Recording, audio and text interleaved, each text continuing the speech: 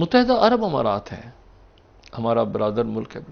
मैं अमारात में बेशुमार पाकिस्तानियों से मिला, उनकी नौकरियां ख़त्म कर दी गई हैं, उनके वीज़ों में तौसी नहीं है। कोई पाकिस्तानी आजकल वहाँ कोई कंपनी नहीं खोल सकता है, कोई बिजनेस में पार्टनर जमा नहीं कर सकता है। ठीक है, पाकिस्तानियों ने बताया, जनाब अली मोहसिन नकवी साहब ने बयान दिया कि ये झूठ है। मोहसिन नकवी साहब जो हैं वो तो नकवी हैं, क्यों कर ये अपने मसलक के लोगों के हवाले से गलत बयानी कर रहा है। ये बहुत बड़ा सवालिया निशान है। उनके साथ जो रवैया है वो सवालिया निशान है। और मोहसिन नकवी साहब जो हैं क्रिकेट का तो बेड़ा गर्क कर दिया है। बांग्लादेश ये तीसरा टेस्ट हार रहे हैं। इससे ज्यादा बड़ी जो है वो मुश्किल सूरत हाल क्या हो सकती थी, हम वहीं डिसाइड कर लेते। तो हम किसी किस्म की साइड नहीं ले रहे। यूएई का जो खास तौर पे मसला है कि उनकी साइड लेने का मतलब है इजराइल की साइड लेना इस वक्त। और फिर इंडिया को लग गई है ये इजराइल की चमचागिरी की। I don't know what to say. India has become like a voice of Israel. I mean the way they are constantly talking about Kargil as if life saver है इजराइल हमारा इन कारगिल में।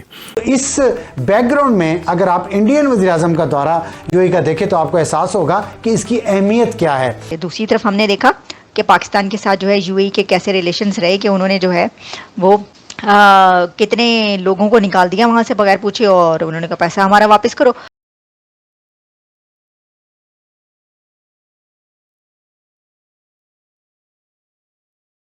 तो दोस्तों, इस समय पाकिस्तान और पाकिस्तानी मीडिया के अंदर काफ़ी हाई तौबा मची है यूएई के द्वारा पाकिस्तानियों को डिपोर्ट करने पर लेकर के। और ख़ास तौर से जब से प्राइम मिनिस्टर मोदी जी का यूएई के अंदर विजिट हुआ है, और वो भी काफ़ी सक्सेसफुल विजिट, जिसमें इंडिया और यूएई के बीच में ग्राउंड ब्रेकिंग डील्स हुए हैं, जिस पर पाकिस्तानियों में और बौखलाहट मची है। लेकिन इस वीडियो के अंदर एक पाकिस्तानी ने बड़ी इंटरेस्टिंग बात बोली कि सऊदी और यूएई के बीच में पाकिस्तान यूएई को इसलिए नहीं सपोर्ट कर रहा है क्योंकि यूएई को सपोर्ट करने का मतलब है इजराइल को सपोर्ट करना, क्योंकि यूएई इजराइल से करीबी संबंध बनाए हुए हैं। तो सवाल यह है कि ये जो पाकिस्तान इस समय ट्रंप के पीछे पीछे दो हिलाता फिर रहा है, और बाकायदा पाकिस्तान की ओर से चाहे वो शहबाज शरीफ हो या आसिम मुनीर की तरफ से न सिर्फ ट्रंप के तलवे चाटे गए बल्कि ट्रंप को तो नोबेल पुरस्कार देने की भी बात की गई। तो ऐसे में क्योंकि अब अमेरिका द्वारा इजराइल के कहने पे ईरान पर हमले कर दिया गया है, और अमेरिका ने साबित किया है कि इजराइल और अमेरिका की दोस्ती जैसी दुनिया में कोई और दो देशों के बीच में नहीं है, तो ऐसे में पाकिस्तान का अमेरिका के साथ होना या ये इजराइल का साथ होना नहीं है। मैं मोहतरम स्पीकर साहब कल आया हूँ अमारात से। मैं अमारात में बेशुमार पाकिस्तानियों से मिला और उनकी कहानियाँ सुनी। 18,000 से जायद सिर्फ पाड़ा चिनार के लोग, जिनमें तकरीबन तमाम आले तशी मसलक से वाबस्ता हैं, वो डिपोर्ट होके पाकिस्तान भेज दिए गए। उनकी नौकरियां ख़त्म कर दी गई हैं, उनके वीज़ों में तौसी नहीं है। कोई पाकिस्तानी आजकल वहाँ कोई कंपनी नहीं खोल सकता है, कोई बिजनेस में पार्टनर जमा नहीं कर सकता है, और कोई भी पाकिस्तानी जो है वो अपने वर्क परमिट को एक्सटेंड नहीं कर सकता है। ठीक है, पाकिस्तानियों ने बताया, जनाब अली मोहसिन नकवी साहब ने बयान दिया कि ये झूठ है। मोहसिन नकवी साहब जो हैं वो तो नकवी हैं। इमाम अली अल नकी से इनका सिलसिला नियाबत बनता है। इमाम हुसैन असगर की औलाद हैं। क्यों कर ये अपने मसलक के लोगों के हवाले से गलत बयानी कर रहा है। वहां पाकिस्तानियों को जनाब गिरफ्तार किया जाता है, 10 दिन रखा जाता है, फिर डिपोर्ट किया जाता है, लेकिन 10 दिनों में वाशियाना सलूक होता है, उनके कपड़े उतारे जाते हैं, उनकी वीडियोस बनाई जाती है।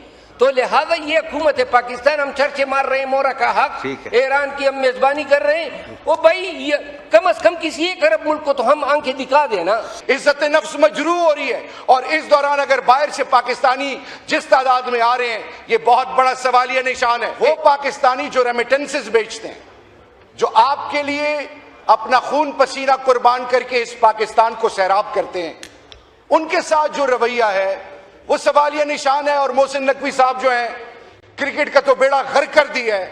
बांग्लादेश ये तीसरा टेस्ट हार रहे हैं।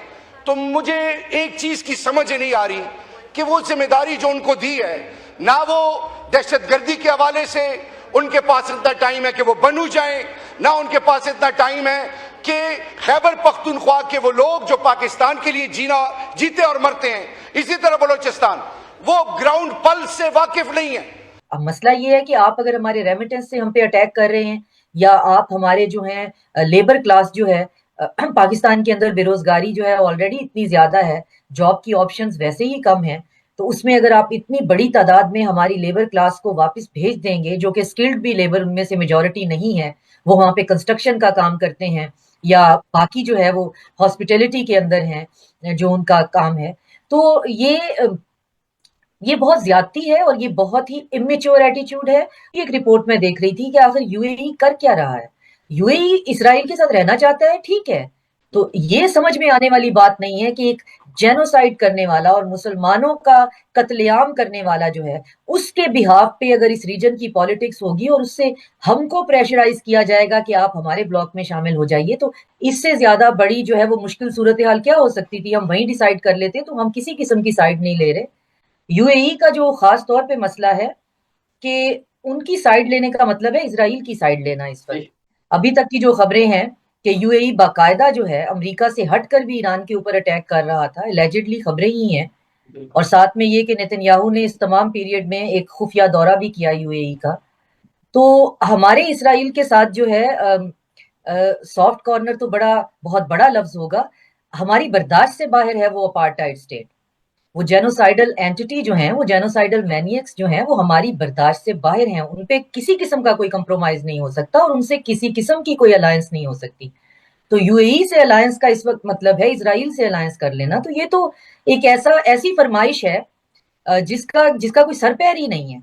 तो उसमें फिर आप अगर हम पे ये डिमांड करें कि जी अगर जो यमन के अंदर जो सऊदी अरेबिया और यूएई के इंटरेस्ट क्लैश होते हैं, तो आप सऊदी अरेबिया को छोड़ के आप यूएई का साथ देना शुरू कर दें। आप सूडान के अंदर जो इनके इंटरेस्ट क्लैश हो रहे हैं और सूडान के अंदर जो कुछ यूएई करवा रहा है, आप उस पे जो है यूएई का साथ देना शुरू कर दें।